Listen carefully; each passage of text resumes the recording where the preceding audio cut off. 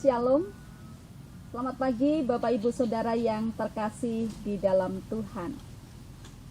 Tetap berharap bahwa hari ini kita boleh ada di dalam ucapan syukur kita, mengingat setiap kebaikan Tuhan yang dinyatakan dalam hidup kita. Setiap hari berkat-Nya terus berganti. Saudara, mari nyatakan syukur kita hari ini. Pagi menyapa akan menyapa kehidupan kita melalui kebenaran firman Tuhan. Mari siapkan hati kita. Kita mohon berkat yang dari Tuhan. Kita berdoa. Kami merindukan sapaan Tuhan pagi hari ini. Untuk kehidupan kami boleh semakin dikuatkan. Mengucap syukur bukan sekedar melalui kata-kata kami, tapi menghayati kehidupan kami, mengerti tentang kehendak Allah. Kami bisa menimbang-nimbang banyak perkara, apa yang baik, yang berkenan, dan yang seturut dengan kehendak-Mu.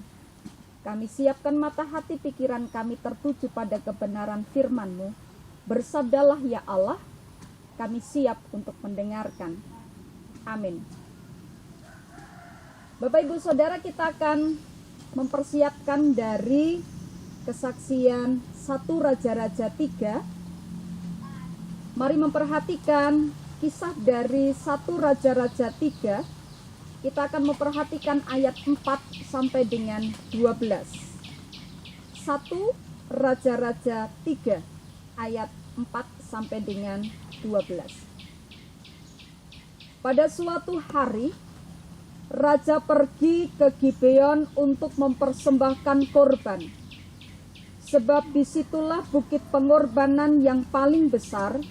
1000 korban bakaran dipersembahkan Salomo di atas mezbah itu. Di Gibeon itu Tuhan menampakkan diri kepada Salomo dalam mimpi pada waktu malam. Berfirmanlah Allah, mintalah apa yang hendak ku berikan kepadamu.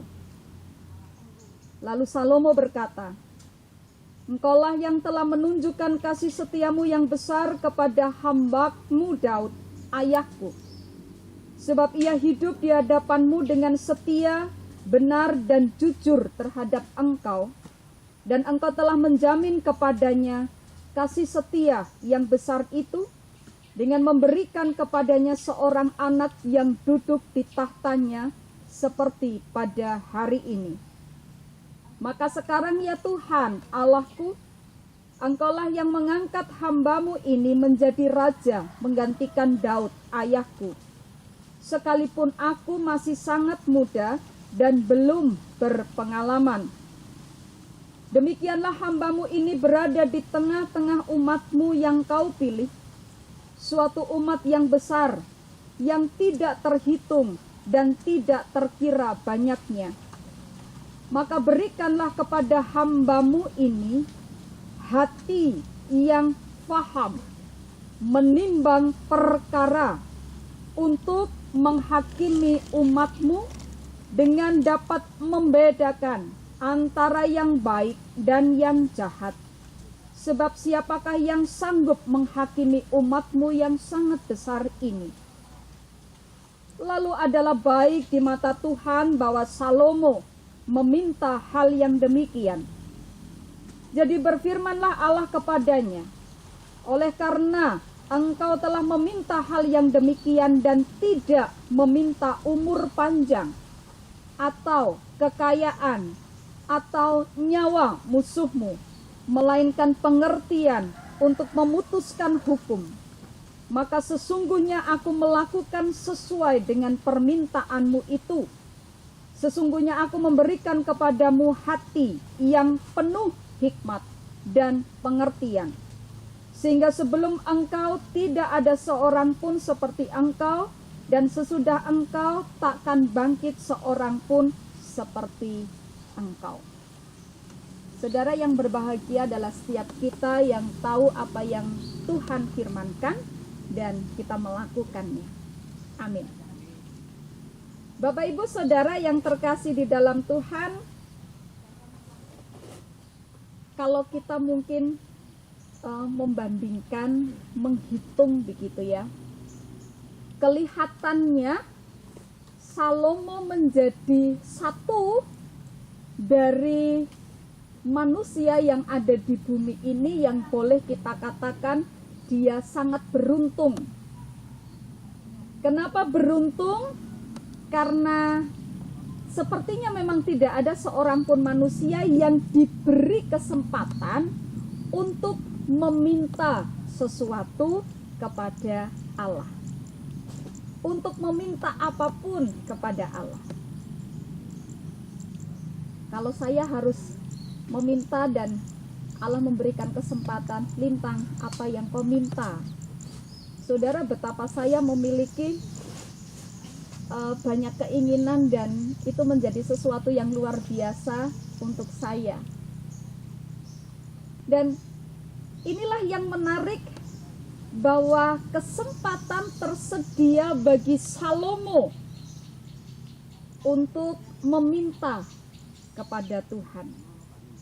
Dan apa yang diminta Salomo, dia katakan, berikanlah kepada hambamu ini hati yang paham, menimbang perkara untuk menghakimi umatmu dengan bisa membedakan apa yang baik dan apa yang jahat.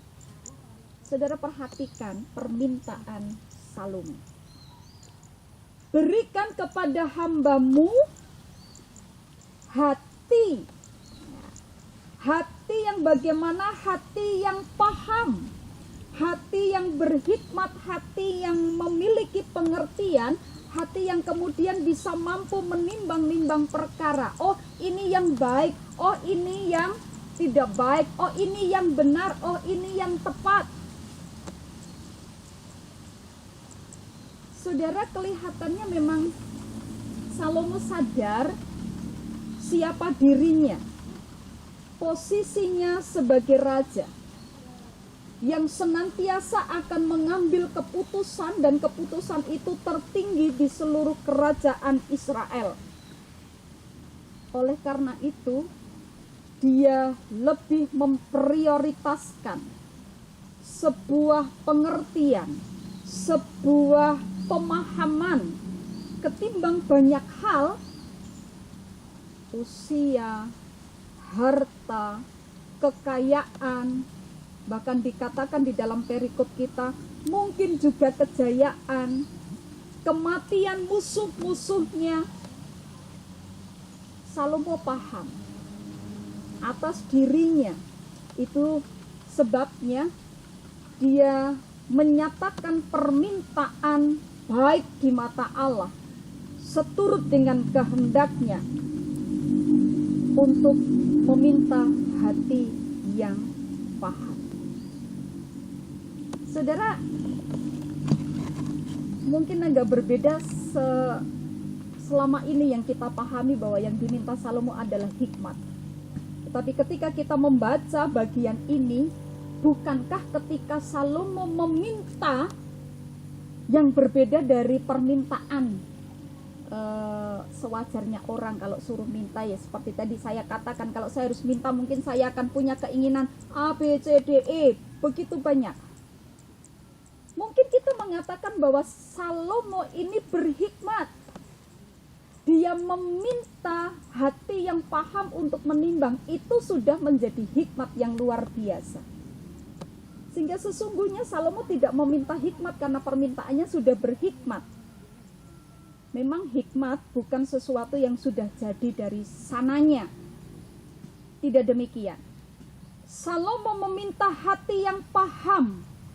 Hati yang paham untuk bisa menimbang perkara. Jadi bukan hikmat itu sendiri, tetapi hati yang sungguh-sungguh berhikmat. Sehingga dia mampu menimbang-nimbang perkara. Fokus Salomo adalah hati yang mampu untuk mempertimbangkan mana yang benar sekaligus mana yang baik, dan itu menjadi sesuatu yang tepat. Saudara, memang tidak mudah apa yang terjadi dalam kehidupan Salomo itu sepertinya hanya akan terjadi selama kita memiliki persekutuan dengan Allah. Bersekutu dengan Allah, menyatu dengan Allah sehingga kita mengerti apa yang sesungguhnya Allah kehendaki. Di luar itu, kita akan berjalan dengan diri kita sendiri, sehingga ketika mungkin diberi kesempatan, mumpung. Kesempatan dalam kesempitan kan, mumpung ini ada sesuatu, saya akan meminta ini. Salomo tidak aji mumpung, tetapi dia punya prioritas yang luar biasa. Dia melihat kehidupannya untuk dia bisa memaknai kesempatan yang sesungguhnya diberikan oleh Allah. Nah, saudara yang terkasih di dalam Tuhan, kisah raja-raja pagi hari ini menyapa kita, mengingatkan kepada kita kembali untuk kita pun sama seperti Salomo, memiliki hati yang berhikmat. Dalam dunia modern, dalam kehidupan kita seperti zaman sekarang ini, terkadang sulit untuk kita membedakan mana yang baik, bahwa yang baik belum tentu itu benar, bahwa yang benar menurut kita belum tentu itu yang dikehendaki oleh Allah. Jadi kadang-kadang memang susah bagi kita, buat saya itu baik, buat saya itu sudah benar, tetapi belum tentu menjadi kehendak Allah. Tuhan, berikanlah kami hati yang paham, sama seperti Salomo, untuk bisa menimbang mana yang paling baik seturut dengan kehendak Allah.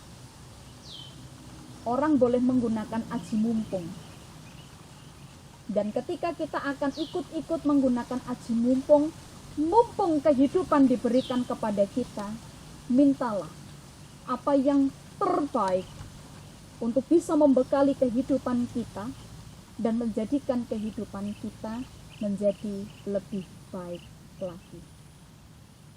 Hati yang bisa menimbang, hati yang paham untuk menimbang segala perkara. Mintalah itu juga di hadapan Tuhan.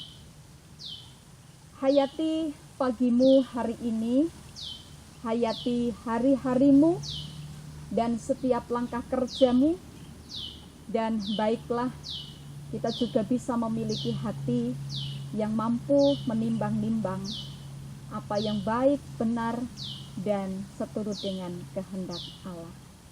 Saudara, Tuhan memberkati kita. Amin. Mari kita berdoa. Tuhan,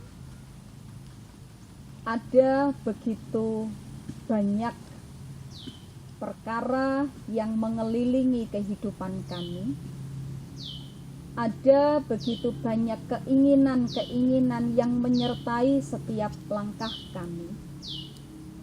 Dan terkadang keinginan daging kami mengikuti apa yang menjadi keinginan-keinginan dunia kami. Hari ini, pagi ini kami belajar dari Salomo ketika memfokuskan kehidupan, kesempatan yang Tuhan berikan untuk dirinya meminta kepada Tuhan.